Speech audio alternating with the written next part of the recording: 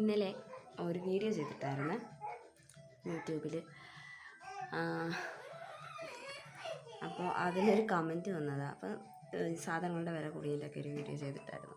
അപ്പോൾ അതിനകത്തൊരു ചേട്ടൻ കമൻറ്റ് ഇട്ടതാണ്, പിന്നെ പൊടി അന്തം കമ്മി എന്നൊക്കെ പറഞ്ഞിട്ട്. ഞാൻ ആ വീഡിയോ ഇട്ടതെന്ന് പറഞ്ഞാൽ ഞാനൊരു വീട്ടമ്മ ആയതുകൊണ്ട് ആ സാധനത്തിനൊക്കെ വില കണ്ടതുകൊണ്ട് ഇട്ടതാണ്.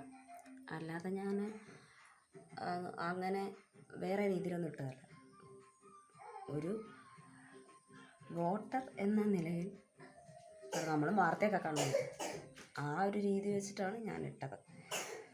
വില കുറയ്ക്കും ഞങ്ങൾ കേന്ദ്രത്തോട് അത് പറഞ്ഞ് അതിനുള്ള നടപടി സ്വീകരിച്ചിട്ടുണ്ട് എന്ന് പറഞ്ഞവർ കയറിയിട്ടിപ്പോൾ സാധനത്തിന് ഇരട്ടി വിലയായതല്ലാതെ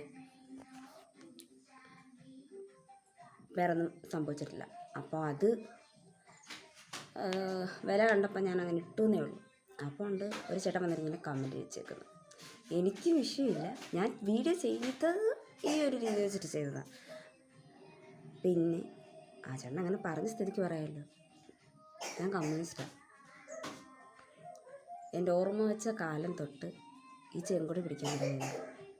അതിന് ഏതവൻ വന്ന് പറഞ്ഞാലും ഞാൻ നിർത്തത്തില്ല, മാറ്റത്തില്ല.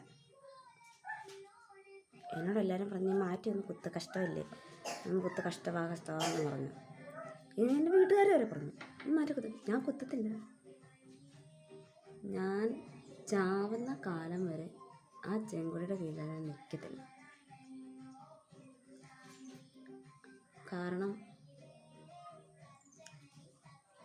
എനിക്ക് സഖാവെന്ന് വിളിക്കാനിഷ്ടം, ആ വിളി കേൾക്കാനിഷ്ടം.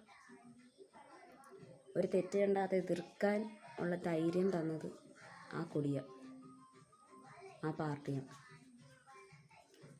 എൻ്റെ പല ആവശ്യങ്ങൾക്കും മുന്നിൽ നിന്നത് ആ ഒരൊറ്റ പാർട്ടിയാണ്.